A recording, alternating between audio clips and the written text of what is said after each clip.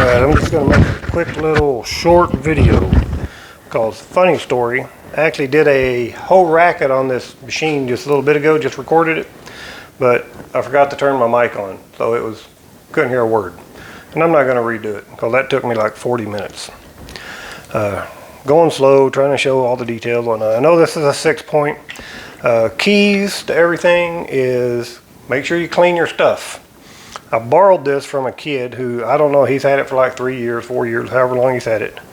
Has never cleaned it. So he has kind of quit using it because clamps wouldn't hold the string anymore. The gripper, the string would just slip through the gripper. He was telling me he was having to wind it around here 2 times sometimes, or 3, just to try to get it to hold. And he brought it over. I spent probably an hour and a half last night, maybe a little bit longer, just trying to clean this up. Only thing he has ever strung on it was Hyper G.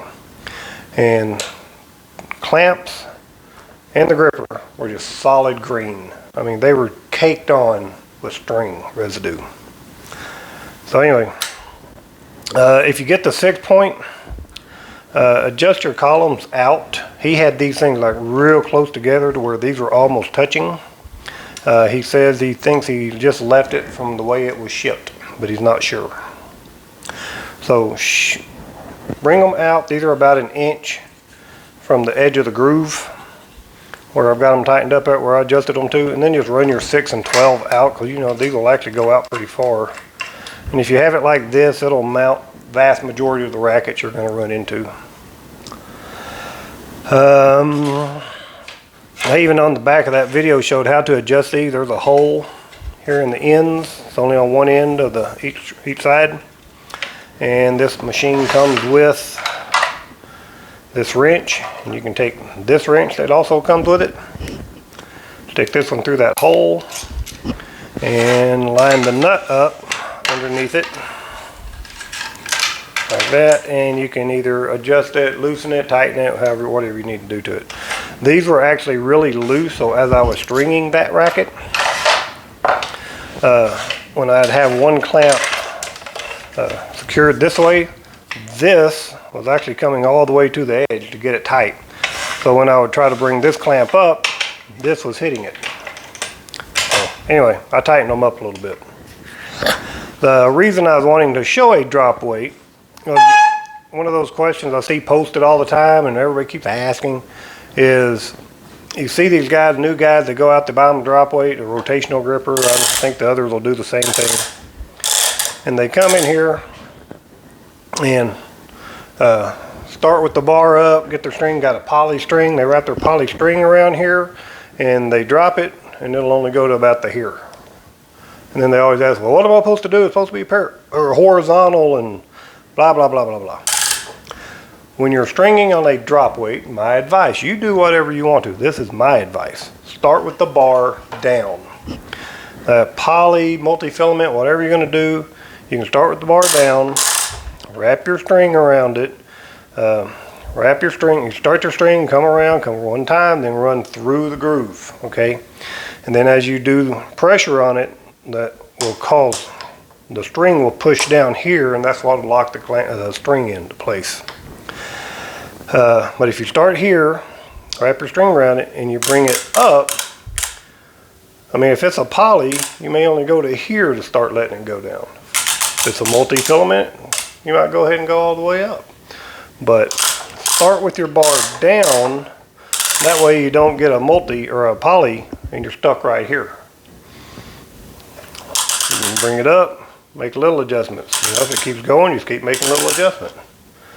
And as it goes, multi-filament, or multis and natural gut obviously are going to be worse than polys, but you'll watch it, you'll get to the end, it'll be almost horizontal, and you can watch that bar will just slowly drop as it's still pulling some of that elasticity out of the string. So before you move your clamp, you want to make sure that it's never going to probably come to a dead stop, but it's pretty stable in a horizontal.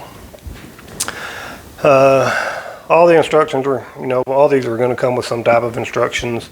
You have your tensions on the bar. You just line whatever tension you're wanting to string at. You line the bottom of the weight up with that tension. For stringing, or for tennis rackets, you use both weights. If you're just doing badminton, you'd only use the bottom weight. And there's a screw over here. You take that screw out and that top weight will come off.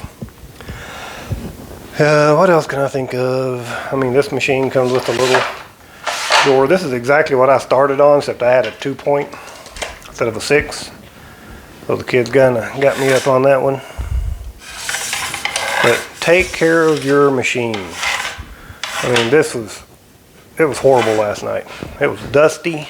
I still got crap floating around my house I've even tried to clean up. But anyway, that's really what I wanted to talk about on a drop weight. Keep it clean, but start with your bar down. And also, if you're stringing on a drop weight and it comes down here and you're like, oh, it's almost there, never reach over here and push down on your bar. If it gets to here and it just won't go anymore, hey, you know what? Raise it up, take your string out, start back down, start over, okay? But never push on the bar. That's a good way to either break the string, break a racket, do something, but don't push on the bar. Don't try to hurry it up. Don't try to add knot tension. Oh, I'm on my knot, I better add knot tension. Okay, let me grab that and yank it down. No, don't do any of that stuff. That's just silly. Anyway, but drop weight machine, I wanted y'all to see me do a racket on it. I don't know why, but I did do one. I just forgot the microphone so you could hear absolutely nothing. It sounded like I was in a storm or something. But anyway, if you have any questions, feel free to let me know. That's just a couple little tips.